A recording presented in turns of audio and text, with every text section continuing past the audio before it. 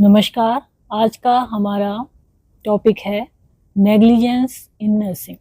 जो हम एक तरह से देखते हैं माल प्रैक्टिस, नेग्लिजेंस, ये वर्ड सुनते हैं, तो इसमें नेग्लिजेंस का क्या मतलब है। तो when a nurse fails to perform care within the expected high standard of conduct and the patient is harm. तो एक नर्सिंग पर्सन से जो एक्सपेक्ट किया जाता है, उसका जो स्टैंडर्ड है नर्सिंग केयर का, तो वो expected high standard of conduct जो है, उससे यदि उसको करने में एक नर्सिंग पर्सन फेल हो जाता है, उसको सही ढंग से नहीं कर पाता है, तो उसको हम बोलते हैं नेग्लिजेंस। उसमें क्या है, पेशेंट को हार्म होता है, उसको हानि पहुंचती है। It can be considered nursing negligence, तो उसको नर्सिंग नेग्लिजेंस भी कहते हैं।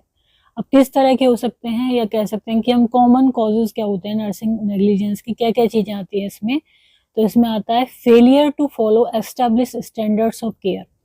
जो भी एक एस्टेब्लिश स्टैंडर्ड है कि किस तरह से पेशेंट की केयर करनी है, किस तरह से उसको मेडिसिन देनी है, किस तरह की उससे कम्युनिकेशन करना है, तो जो एस्टेब्लिश स्टैंडर्ड केयर है, जैसे कि हम मान लें कि असेप्टिक टेक्निक अपनाना, कोई भी चीज़ कर रहे हैं, प्रोसीजर कर रहे हैं, हैंड वॉशिंग, ग्लव्स ये पहनना, तो इस तरह से जो भी स्टैंडर्ड ऑफ केयर है वो एस्टेब्लिश जो है उनको करने में, फॉलो करने में फेलियर जो है वो क्या है, नेग्लिजेंस है। That failure to use equipment in a responsible manner.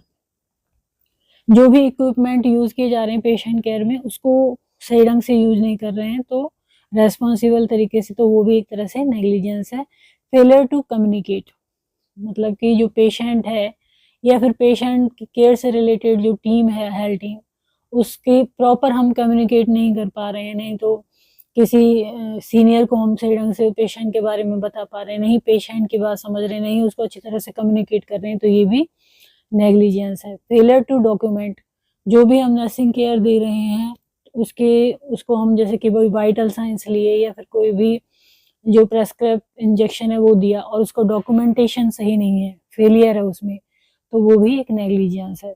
Failure to monitor and assess, patient को मॉनिटर करने में, असेस करने में फेलियर है, वो भी नेग्लिजेंस है।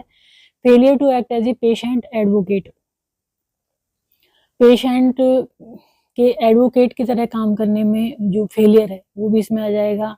मेडिसिन हम उसको सही नहीं दे रहे हैं, राइट रूट से नहीं दे रहे हैं, जिस वे में लिखी हुई है। मान लो कोई IM इंजेक्शन लिखा हुआ है और हम उसको अलग रूट से दे रहे हैं, IV से दे रहे हैं या किसी और से दे रहे हैं, तो वो भी नेग्लिजेंस है। उसको सही मेडिसिन नहीं दे रहे हैं पेशेंट को, तो वो भी नेग्लिजेंस है। तो ये सब चीजें आ जाती हैं किसमें, negligence in nursing. Thank you.